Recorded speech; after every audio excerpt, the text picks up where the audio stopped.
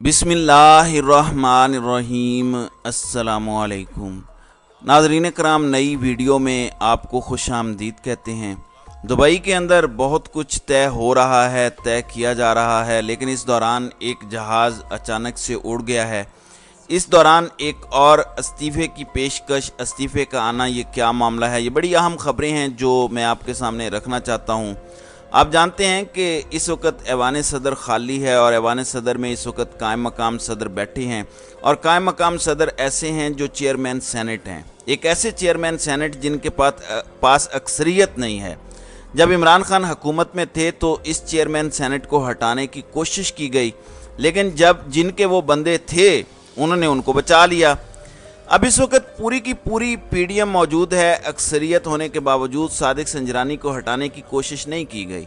अब सादिक संजरानी किन के लिए काम करते हैं, किन के वो बंदे हैं, मैं इस पर ज़्यादा बात नहीं करना चाहता, लेकिन आप अंदाज़ा इस बात से लगाइए कि जैसे ही वो ऐवान सदर आए हैं तो उन्होंने तेज़ी से कलम चलाना शुरू किया है।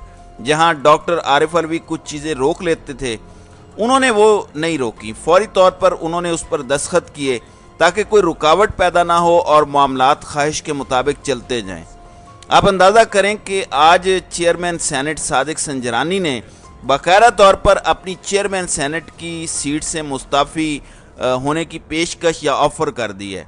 अब जाहिर है उनको हटाया तो नहीं जा सकता, ना कोई हटाने की हिम्मत और जुर्रत कर सकता है। मेरे ख्याल से ये संजरानी साहब की बहुत आला ज़रफ़ी है, उनका बड़ापन है, और उन्होंने उनका ज़मीर जगाने की कोशिश की है कि चलें आप नहीं तो मैं ही इस्तीफ़ा दे देता हूं, ताकि आप चेयरमैन सेनेट तो अपना ला सकें, या कम अज़ कम आप जो तासुर देने की कोशिश करते हैं कि आप बड़े बासूल सियासतदान हैं, आप एंटी इस्टेब्लिशमेंट हैं, वो भरम ही कायम रह जाए।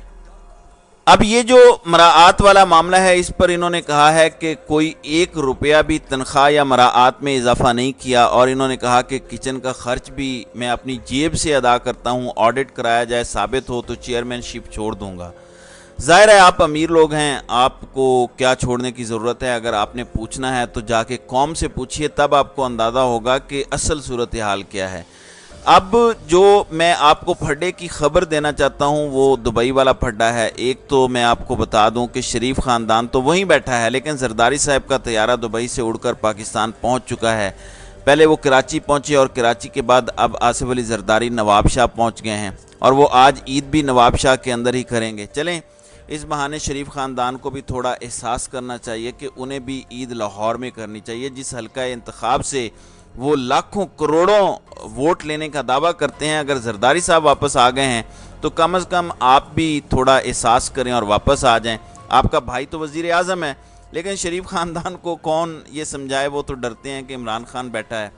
नवाज़ शरीफ के न बच्चे पाकिस्तान के अंदर हैं, ना नवाज़ शरीफ का कारोबार पाकिस्तान में है, और ना नवाज़ शरीफ ख़ुद पाकिस्तान के अंदर है। लेकिन कहा जाता है कि नवाज़ शरीफ आएंगे तो इन्वेस्टमेंट आएगी। ये कैसी इन्वेस्टमेंट है? नवाज़ शरीफ खुद अपनी इन्वेस्टमेंट, अपनी जायदादें, बंगले तो पाकिस्तान लाते नहीं हैं, लेकिन दुनिया जहान के कारोबारी लोगों की वो इन्वेस्टमेंट लाने की कोशिश करेंगे। अब दुबई की बैठक में डेडलॉक की खबरें हैं, वहाँ परेशानी में इजाफा हुआ है। मैं बता देता हूँ आपको कि क्यों। मैं पहले भी बता चुका हूँ, वजह यह है कि सीट एक है और उम्मीदवार ज़्यादा हैं कि वज़ीर आज़म कौन बनेगा। नून लीग कहती है कि चौथी बार वज़ीर आज़म बनेंगे नवाज़ शरीफ, यानी बहुत अच्छी बात है, बन के दिखाएं।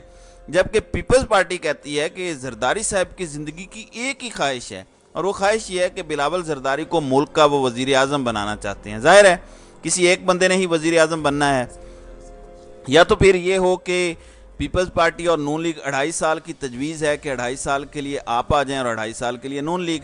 ये भी नहीं हो पा रहा, क्योंकि आप जानते हैं कि पहले ही इस हुकूमत की ज़िम्मेदारी लेने को कोई तैयार नहीं है। दूसरी जानिब वो जो कहते हैं कि लुच तलना या रंग में भंग डालना, वो फजलुर रहमान ने डाला है। JUI कहती है कि इस वक्त सदारत हमारा हक है। पीपल्स पार्टी कह रही है कि वजारत उज़्मा हमारा हक है। वो हमारा हक इसलिए है कि हमने आपको इमरान खान की हुकूमत गिराने के बाद मौका दिया, आपके पास वोट नहीं थे, आप इसके बावजूद आपको वज़ीर आज़म बनाया, तो अब आपका फ़र्ज़ है कि पाकिस्तान पीपल्स पार्टी को वज़ीर आज़म बनाएं। लेकिन जाहिर है कोई भी इनमें से कुर्बानी देने को तैयार नहीं है। ये बेशक कहते रहें कि हमें पाकिस्तान की मईशत की फ़िक्र है, पाकिस्तान की फ़िक्र है, لیکن یہ اپنے کاروبار اپنے معاملات پر بالکل بھی کمپرومائز کرنے کو تیار نہیں ہیں، تو میرا نہیں خیال کہ یہ چیزیں اس طرف کو جائیں گی۔ خبریں اس وقت یہ ہیں کہ آئی ایم ایف کے حوالے سے بتایا جا رہا ہے کہ اگلے 48 گھنٹے کے اندر کوئی خوشخبری آ سکتی ہے، پاکستان اور آئی ایم ایف کے درمیان کوئی مختصر مدت کا ایک سٹینڈ بائی معاہدہ طے آ سکتا ہے۔ 2 ارب 60 کروڑ روپے کا یہ پیکج ہے، تو بتایا گیا ہے کہ اگلے 48 گھنٹوں میں کوئی اچھی خبر آ سکتی ہے۔ اللہ کرے یہ خبر آئے اور تھوڑا سا پاکستانیوں کو سکون آئے، اور جہاں تک ان کی لڑائی ہے وہ لڑائی صرف دبئی تک محدود نہیں ہے، وہ لڑائی یہاں بھی آ گئی ہے۔ خیبر پختونخوا کے اندر جو گورنر ہیں وہ آپ جانتے ہیں فضل الرحمان، جو کہ صدر کے امیدوار ہیں، ان کے وہ سمدھی ہیں، ان کے رشتہ دار ہیں۔ اس سے پہلے پیپلز پارٹی اور نون لیگ کہہ رہی تھی کہ وہاں پر گورنر راج ہے، ان کو ہٹایا جائے۔ اب عوامی نیشنل پارٹی بھی یہی کہہ رہی ہے۔ اب ایم ایل ولی خان نے کہا ہے کہ گورنر خیبر پختونخوا غلام علی کو فوری طور پر ہٹانا چاہیے، کیونکہ وہ پی ڈی ایم اتحاد اور خود فضل الرحمان کے گھر کے لیے بدنامی کا باعث بن رہے ہیں۔ اب سوال یہ پیدا ہوتا ہے کہ ہمیں تو یہ بتایا گیا تھا کہ یہ مذہبی جماعت ہے، مذہبی گھرانوں سے ان کے تعلقات ہیں۔ اب عمران خان پر بہت زیادہ بلا ثبوت یہ الزامات لگاتے ہیں۔ اب حج جیسا مقدس فریضہ ہے، اور اندازہ کیجئے وہاں پر پاکستانیوں کے ساتھ کیا ہوا، پاکستانیوں کو سہولیات تک نہیں ملی۔ اب آپ کہیں گے کہ میں کیا بات کر رہا ہوں، میں یہ نہیں کہہ رہا۔ پبلک اکاؤنٹس کمیٹی نے عدم انتظامات پر باقاعدہ نوٹس لے لیا ہے، اور پبلک اکاؤنٹس کمیٹی میں جو شخص بیٹھا ہے نور عالم خان، وہ کہے گا تو یہی کہ میں اپوزیشن سے ہوں، لیکن وہ بھی حکومت کے اتحادی ہیں، اور اگر حکومت خود یعنی حالانکہ وہاں پر سینیٹر طلحہ موجود ہیں جو یہ سارا کچھ دیکھ رہے ہیں، اور یہ فضل الرحمان کی جماعت سے تعلق رکھتے ہیں، جو عمران خان کو تو ایجنٹ ثابت کرنا چاہتے ہیں، اور وہ خود کیا ہیں، ان کا حال کیا ہے، تو اس سے آپ اندازہ لگا لیجئے۔ باقی چیزیں چھوڑیں، آج ہم سب سنت ابراہیمی ادا کر رہے ہیں۔ اب کراچی کی مویشی منڈی کی بات کریں تو 7 لاکھ جانور لائے گئے، جن میں سے 10% بچ گئے ہیں، اور مارکیٹ میں بتایا گیا ہے کہ ان کی قیمتیں دگنی ہو گئی ہیں۔ وہ قیمتیں دگنی ہونے کی وجہ سے ظاہر ہے لوگوں کی قوت خرید کم ہوئی ہے۔ تو یہ سارا سینیریو آپ کو بتا سکتا ہے کہ پاکستان میں سچویشن اس وقت کیا ہے۔ آپ اندازہ ایک اور بات سے لگا لیجئے، آپ اپنے گلی محلے، اپنے دوستوں، اپنے عزیزوں کے اندر جائیں، وہاں پر دیکھیے گا کہ لوگوں نے پچھلے سال کتنی قربانی کی، اور اس سال کتنے لوگوں نے اپنا بھرم قائم رکھنے کے لیے مشکل سے قربانی دی، اور بہت سارے لوگوں نے قربانی کی نہیں ہے۔ اس سے آپ کو اندازہ ہو جائے گا کہ صورتحال ہے کیا۔ دوسری جانب ہمارا دشمن کیا کہہ رہا ہے۔ ایک تو آپ جانتے ہیں کہ امریکہ انڈیا جوائنٹ ڈکلیریشن کے اندر پاکستان سے متعلق کیا گفتگو کی گئی، اور انہوں نے کیا کچھ نہیں کہا۔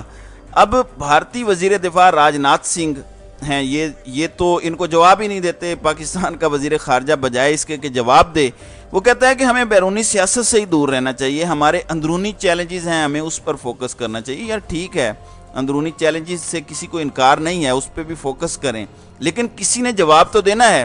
پاکستانی قوم کا بھی تو کوئی سٹانس ہے۔ بلاول کے تو کوئی مسائل ہو سکتے ہیں، شہباز شریف کے کاروباری مفادات ہو سکتے ہیں، لیکن پاکستانی قوم اپنی عزت جانتی ہے، اس کی عزت تو تھوڑی سی رکھ لیں۔ راج ناتھ سنگھ کیا کہہ رہے ہیں؟ یہ ڈی ڈبلیو نے رپورٹ کیا ہے کہ پاکستان کو چاہیے کہ اپنے وطن کے مسائل پر توجہ مرکوز کرے۔ بالکل ٹھیک ہے۔ پھر وہ کشمیر کے حوالے سے جو گفتگو کر رہے ہیں، اس گفتگو کی میں یہاں تفصیل نہیں بتانا چاہتا، لیکن میں سمجھتا ہوں کہ یہ ہماری توہین ہے۔ ہم اس نہج پر پہنچ گئے ہیں، یا ہمیں اس نہج پر پہنچا دیا گیا ہے کہ آج ہمارا دشمن کس قسم کی باتیں کر رہا ہے، اور اس سے زیادہ بدقسمتی کی بات یہ ہے کہ ہم جواب نہیں دے پا رہے، ہم رسپانس نہیں کر پا رہے۔ اس سے زیادہ بدقسمتی کی کوئی اور بات نہیں ہو سکتی، لیکن ہمارے حکمران آپس میں لگے ہوئے ہیں۔ کوئی کہہ رہا ہے کہ میں کرکٹ بورڈ کا چیئرمین بنوں گا، کوئی کہتا ہے میں نے لگایا تھا، دوسرا کہتا ہے کہ جو آپ نے لگایا اس نے 2 نمبری کی ہے۔ اب اندازہ لگائیے کہ پاکستان کرکٹ بورڈ میں مبینہ بے ضابطگیوں کا معاملہ ہے۔ حکومت نے نجم سیٹھی دور کا آڈٹ کرانے کا فیصلہ کیا ہے، اور وزارت برائے بین الصوبائی رابطہ کمیٹی نے آڈیٹر جنرل آف پاکستان کو باقاعدہ خط لکھا ہے، اور پی سی ایل ایڈیشن اور ان سب چیزوں کی انویسٹیگیشن کی درخواست کی ہے۔ اس کا مطلب ہے کہ انہیں بھی اس بات کا شک ہے۔ تو آپ اس سے ہی اندازہ لگا لیں کہ پاکستان کے اندر معاملات کیا ہیں۔ تو ناظرین کرام، آپ کی اس ویڈیو کے حوالے سے کیا رائے ہے؟ آپ اپنی رائے کا اظہار کامنٹ سیکشن میں ضرور کیجیے گا۔